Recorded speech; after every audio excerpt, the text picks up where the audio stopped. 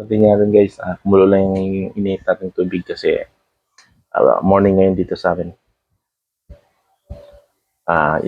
Balik tayo sa ating discussion sa Jupiter. Dito, pag may triangle ka dito, meron ako niyan dito. Tagumpay at leadership ang ibig sabihin yan guys. Indikasyon ng isang natural na leader, may kakayahan ng makamit ang mataas na posisyon sa buhay.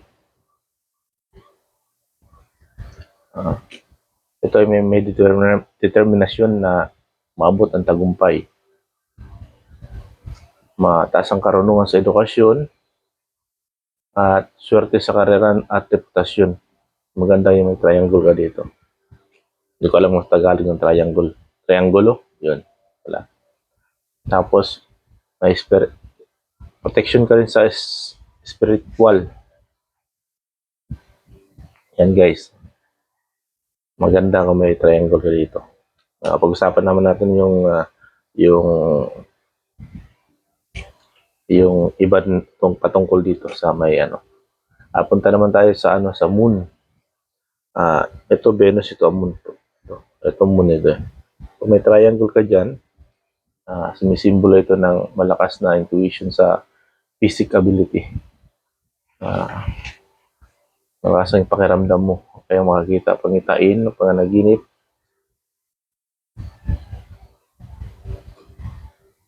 Malikhain at imaginary. Magaling ka sa imaginasyon. Napakagandang tanda ito para sa mga artist, manunulat, musikero, sino man nasa larangan ng sining. Madalas silang maging inspirasyon ng iba dahil sa kanilang malikhaing idea. At ang last naman guys, triangle sa headline. Ito headline guys. Ito headline ito. Ito. Pag may triangle ka dyan, dito, kahit saan dyan, nakapatong lang dito. Dito, triangle. May positive kahulugan yan.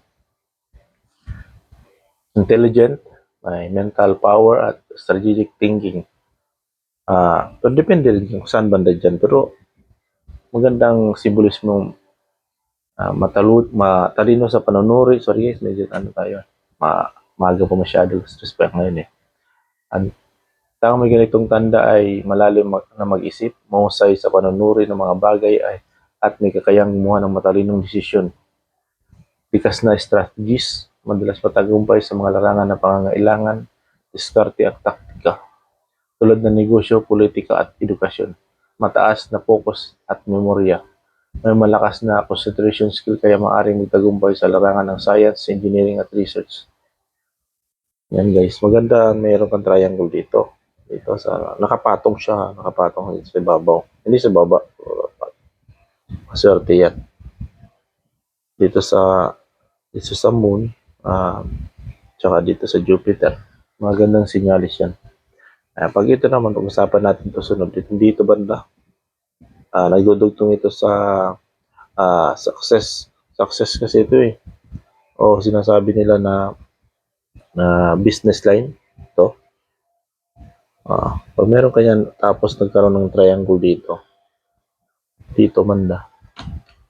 Napakaswerte yan. Ibig sabihin marami kang maimbak ng pera. Kailangan na walang putol guys. Hanggang dito na lang guys. Thank you very much at salamat sa panonood nyo. Sana may natutunan kayo sa akin. Marami pa tayong share na mga vlog. Like and subscribe tayo guys. Thank you very much. Bye-bye!